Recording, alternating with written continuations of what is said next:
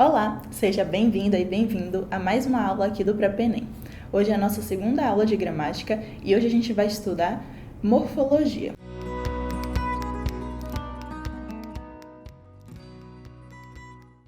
Se você acompanhou a nossa primeira aula, você viu que a morfologia é uma área de estudo da gramática que vai se dedicar ao estudo das formações e das classes de palavras.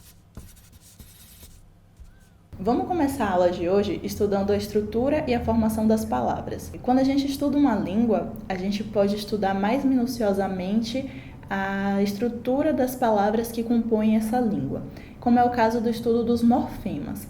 Os elementos mórficos são exatamente os elementos provenientes das subdivisões, das estruturas mínimas das palavras, que são a raiz, a vogal temática, desinências e alguns elementos que vão ajudar a gente a identificar as classes dessas palavras ou origens delas, significados, e a gente vai ver isso hoje. O primeiro elemento mórfico que a gente vai ver hoje é a raiz ou radical da palavra. Ela é uma das estruturas principais da palavra porque ela vai indicar diretamente o significado dela. Ela também vai ser responsável por agrupar as palavras em famílias de significados, ou os cognatos. Você já deve ter ouvido falar sobre eles. Vocês estão vendo aqui na tela uma lista de palavras. Perceba que elas têm um elemento em comum, que é esse trechinho que está destacado. Esse é justamente o radical dessas palavras. É o que dá o significado comum entre elas. Ele não vai se alterar, independente da variação que ocorra na classe dessas palavras, e vai manter o significado da cognição dessas palavras, do sentido delas. O segundo elemento mórfico que a gente vai ver hoje são os afixos. Eles são acessórios das palavras, que vão modificar a sua classe gramatical ou seu significado. Quando eles são acrescentados às palavras, eles provocam derivações, que a gente vai ver lá mais na frente quais são esses tipos de derivações. E esses afixos, eles podem ser de dois tipos, prefixos ou sufixos. Os prefixos são esses afixos que são adicionados antes do radical da palavra, como no caso de subescolarização. Sub é um prefixo que vai modificar a classe dessa palavra, bem como o seu significado. Vai dar uma outra característica à palavra escolarização. O segundo tipo de afixo que nós temos são os sufixos. Eles são adicionados depois do radical da palavra, também nessa intenção de mudar o seu significado ou a sua classe de palavra. Ainda analisando a palavra subescolarização, essa terminação, arização, é responsável por modificar a palavra escolar e dar a ela um outro sentido. O próximo elemento mórfico que a gente vai ver hoje são as desinências. Essa é a parte da palavra responsável por indicar qual é o tipo de flexão que ela está sofrendo. E aí a gente tem dois tipos de desinência, as desinências nominais e as desinências verbais. A desinência nominal é aquela responsável por indicar o gênero e o número das palavras. Por exemplo, se a palavra ela flexiona no feminino ou no masculino, ou se ela flexiona no plural e no singular. Já as desinências verbais, elas vão indicar o tempo e o modo da conjugação verbal. E ainda dentro dessa conjugação, elas podem indicar qual é a pessoa e o número em que ela está sendo conjugada. O próximo elemento mórfico que a gente vai ver é a vogal temática e, por consequência, o tema. A vogal temática, ela surge sempre entre o radical da palavra e a desinência. Quando ela se liga ao radical da palavra, ela forma o tema. E é justamente a esse tema que vai ser ligado à desinência. Tanto os verbos quanto os nomes apresentam essa vogal temática. A gente pode dividir essas vogais temáticas em dois grupos, as vogais temáticas nominais e as vogais temáticas verbais. As vogais temáticas verbais são justamente aquelas que vão dar nome aos grupos de conjugação verbal que a gente conhece. São as terminações em AR, ER e IR. Já as vogais temáticas nominais, elas aparecem em palavras terminadas em A, E e O, quando essas terminações são atônicas, ou seja, são palavras como artista, escola, base, triste, em que essas vogais finais elas não se apresentam como desinências de gênero.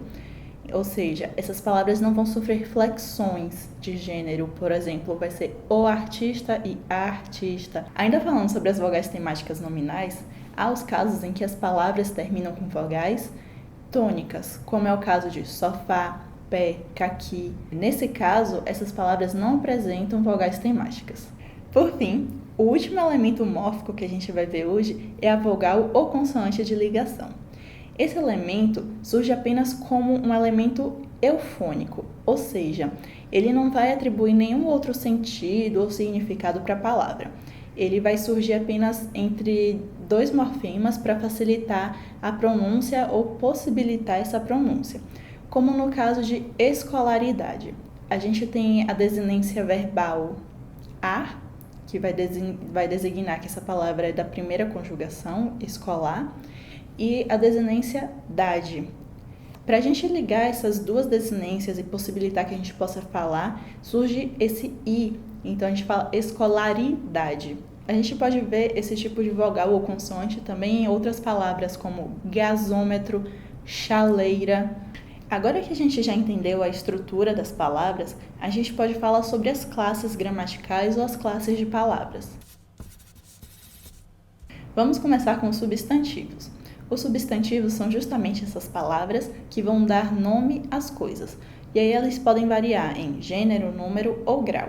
A gente vai ver lá na frente que os substantivos vão sempre exercer função de núcleo das funções sintáticas. Esses substantivos podem ainda ser categorizados em subdivisões, como por exemplo, se eles são compostos ou simples, próprios, derivados. Para ver com mais detalhes quais são essas categorias e quais são as palavras que pertencem a essas subcategorias, eu vou deixar aqui no material complementar uma lista de palavras e vão ter não só os substantivos, mas outras classes que a gente vai trabalhar aqui ao longo da aula. Então, se você quer ver com mais detalhes, confira esse material. A segunda classe de palavras que a gente vai ver hoje são os artigos. Os artigos são justamente essas classes de palavras que vão anteceder, vão vir antes dos substantivos, definindo ou indefinindo eles, podendo flexionar ainda em número ou em gênero. Esses artigos podem ser divididos entre artigos definidos, que são o, a, os, as, ou os indefinidos, uma, uns, umas. A gente pode falar também sobre a classe dos adjetivos, que são as palavras responsáveis por caracterizar esses substantivos. Eles vão sempre concordar em número e gênero com as palavras que eles estão caracterizando. Esses adjetivos podem ser simples, como azul, escuro, feliz, ou podem ser compostos, como mal-humorado, franco-brasileiro. Podem ainda ser primitivos, feliz, bonito, ou derivados, apaixonado, iluminado. A próxima classe de palavras é o verbo. Os verbos são muito conhecidos por indicarem uma ação, um fenômeno, um acontecimento ou um estado.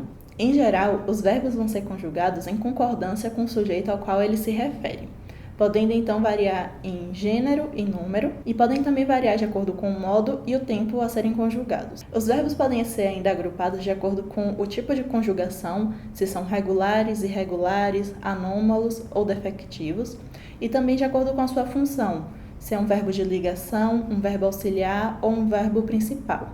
Eles também podem ainda ser verbos impessoais, como a gente viu na aula passada, ou verbos pronominais, ou seja, que precisam de um pronome para sua conjugação, como por exemplo o verbo queixar-se.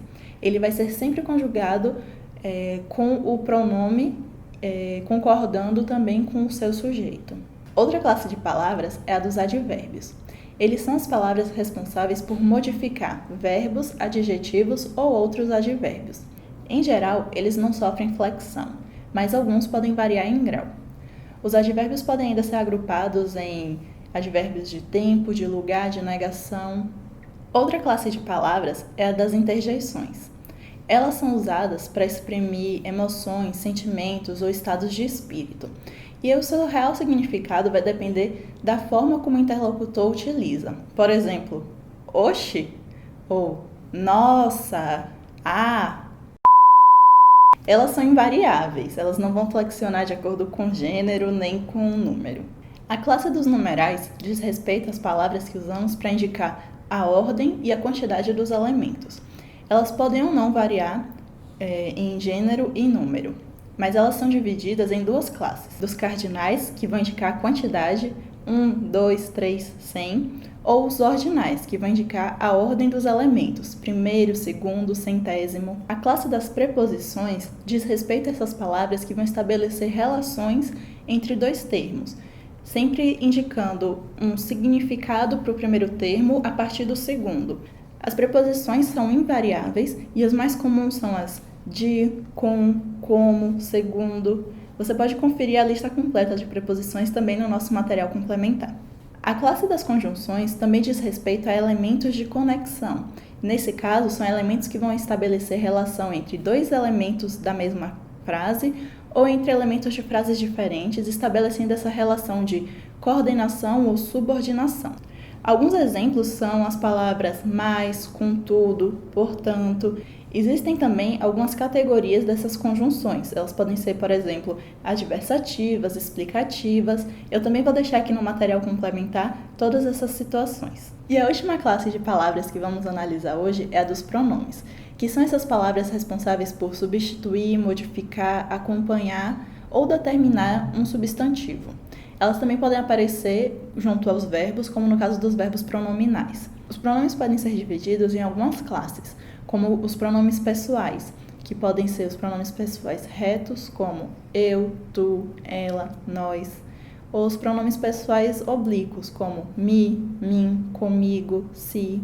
Esses pronomes podem também ser de tratamento, como você, senhora, vossa excelência, ou ainda pronomes possessivos, como meu, teu, sua. Os pronomes também podem ser demonstrativos, como este, esse, aquele, aquilo, ou relativos ou interrogativos, como os onde, que, quando, quem, e ainda podem ser indefinidos, como alguém, ninguém, algo, alguma.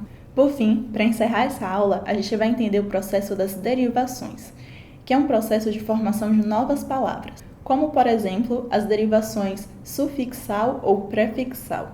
Elas acontecem, como a gente já viu, a partir da inclusão de um prefixo ou um sufixo na palavra. Quando a derivação vai adicionar tanto um prefixo quanto um sufixo, a gente chama ela de derivação parasintética. A derivação também pode acontecer por regressão, ou seja, uma redução da palavra primitiva, essa palavra originária, como no caso de choro, que deriva de chorar, ou de chuva, que deriva de chover. E o último tipo de derivação que podemos ver é a derivação imprópria. Ao contrário das outras, ela não acontece por uma mudança na palavra, mas uma mudança no seu significado. Por exemplo, quando a gente tem a palavra jovem, ela é um adjetivo que vai atribuir uma qualidade à pessoa, mas ela pode se tornar um substantivo quando a gente utiliza ela em frases como aquele jovem que vai ali ou aquele jovem que acabou de entrar. A palavra não mais está caracterizando exatamente a pessoa, apesar de ainda atribuir uma característica para ela, mas ela passa a funcionar como o substantivo da frase, como o núcleo daquela frase. Então, acontece um processo de substantivação. Então, essa foi a nossa aula de hoje. Se você ficou com alguma dúvida, não deixe de participar do nosso encontro para responder dúvidas. Não deixe de conferir nosso material extra, que tem várias informações sobre todas essas classes que foram trabalhadas aqui hoje. Nos vemos na próxima aula. Tchau, tchau!